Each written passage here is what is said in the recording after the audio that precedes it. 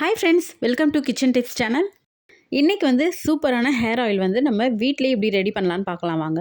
நான் செக்கில் ஆட்டின சுத்தமான தேங்காய் எண்ணெய் 1/2 லிட்டர் எடுத்துக்கிறேன்.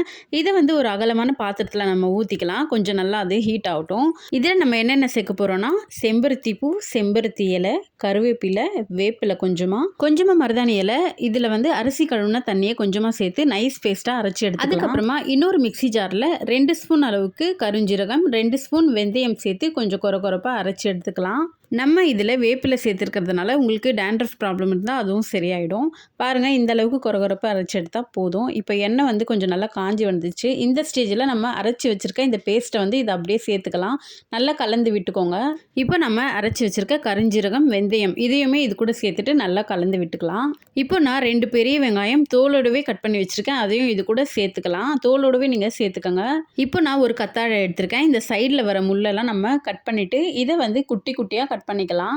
இப்போ நம்ம நறுக்கி வச்சிருக்க கத்தாழையை இந்த எண்ணெய் கூட சேர்த்து விட்டுடலாம். இப்போ இந்த எண்ணெய் நம்மளுக்கு 1 hour போல் அப்படியே இருக்கணுங்க. மீடியம் ஃப்ளேம்லேயே வச்சுக்கோங்க. நல்லா நம்மளுக்கு அந்த வெங்காயம், நம்ம போட்டிருக்க இலைங்க எல்லாமே வதங்கி நல்லா சுருண்டு வரணும். இப்போ நம்மளுக்கு எண்ணெய் நல்லா காஞ்சி நல்லா பார்த்தீங்கன்னாலே தெரியும், கலர்லாம் மாறி சூப்பராக ரெடி ஆயிடுச்சு. இதை நம்ம 4 ஹவர்ஸ்க்கு அப்படியே ரெஸ்ட்டில் விட்டுடலாம். அதுக்கப்புறமா நீங்கள் ஒரு காட்டன் துணி எடுத்துக்கோங்க. இது கூட நம்ம ரெடி பண்ணி வச்சுருக்க ஆயிலை இதில் சேர்த்துக்கோங்க. இதை நம்ம நல்லா ஃபில்டர் பண்ணி எடுத்துக்கலாம். கையாலேயே இது நல்லா ப்ரெஸ் பண்ணி எடுத்தோம்னா நிறைய எண்ணெய் நம்மளுக்கு கிடைக்கும். அதனால நல்லா டைட்டாக பிழிஞ்சு எடுத்துக்கோங்க. இப்போ நம்ம ரெடி பண்ணி வச்சுருக்க எண்ணெயை ஒரு பாட்டிலில் ஊற்றி ஸ்டோர் பண்ணிக்கலாம். அவ்வளோதாங்க, நம்மளோட சூப்பரான ஹேர் ஆயில் ரெடி ஆயிடுச்சு. இந்த எண்ணெயை நம்ம அப்படியே ஹேரில் அப்ளை பண்ணிக்கலாங்க.